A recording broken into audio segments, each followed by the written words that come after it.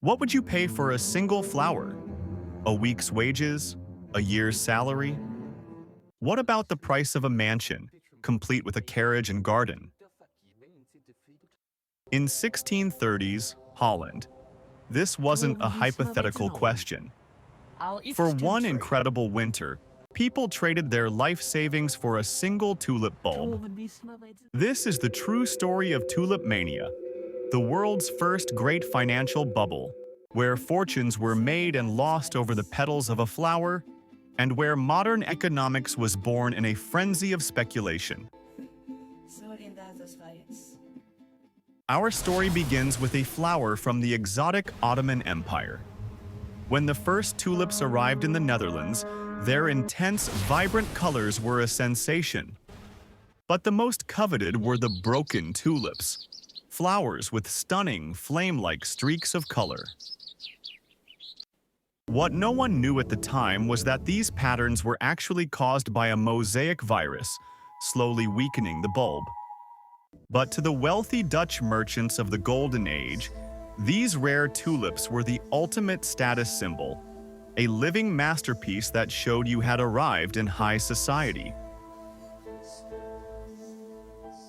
Here's where the story twists from gardening to gambling. Tulips have a problem for speculators. They only bloom for a few weeks in spring, and the bulbs can only be physically dug up and traded in the summer. To keep the money flowing year-round, a revolutionary and dangerous new system emerged: futures contracts. Starting around 1636, people began trading promissory notes for bulbs that were still in the ground. You weren't buying a flower anymore. You were betting on its future price. This market exploded in taverns across Holland, where weavers, farmers, and blacksmiths now rubbed shoulders with wealthy merchants, all drawn in by the lure of easy money. The speculation spiraled into pure mania.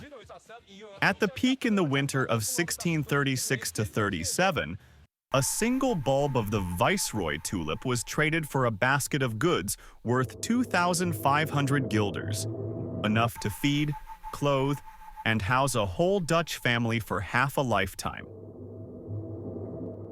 The most famous bulb, the Semper Augustus, reached a price of 10,000 guilders.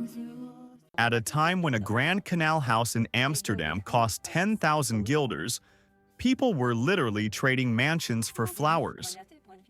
The entire Dutch economy was now running on a collective dream, completely detached from reality. But dreams built on air cannot last.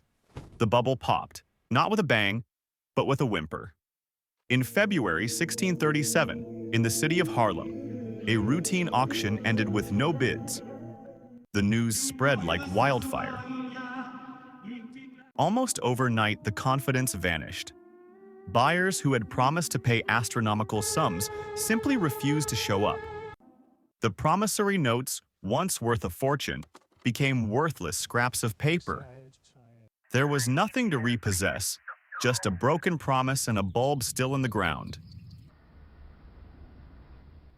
The aftermath was chaos. The Dutch government was forced to intervene, but they were dealing with an unprecedented crisis. They proposed a compromise. Buyers could void their contracts for a small percentage of the agreed price.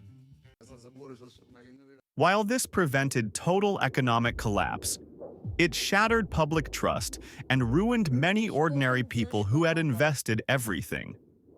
The beautiful flower was still beautiful, but its insane, speculative value had evaporated completely, revealing that the real value had only ever existed in people's minds. Tulip Mania was the first, but it was far from the last. We've seen this same story repeat for centuries, from the South Sea bubble to the dot-com crash and the 2008 housing crisis. The technology changes, but the human psychology of greed and irrational exuberance remains exactly the same. It reveals a fundamental weakness in any economy: when price is driven purely by what people believe something is worth, rather than its real, tangible value. The entire system is built on the most fragile foundation imaginable. The tulip was never the problem. It was, and always will be, us.